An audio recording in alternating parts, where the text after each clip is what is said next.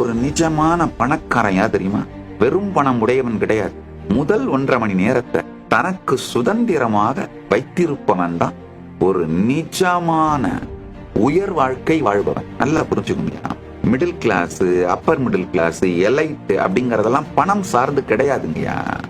நம்முடைய வாழுகின்ற வாழ்க்கை முறை, இருப்பு.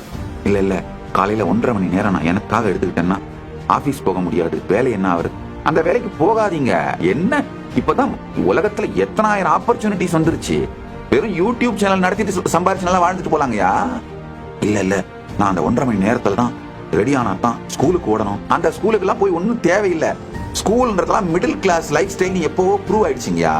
ஸ்கூல்ல மட்டும் படிச்சவன் தான் அன்எஜுகேட்டட், பணம் மட்டும் வச்சிருக்கவன் தான் ஏழை.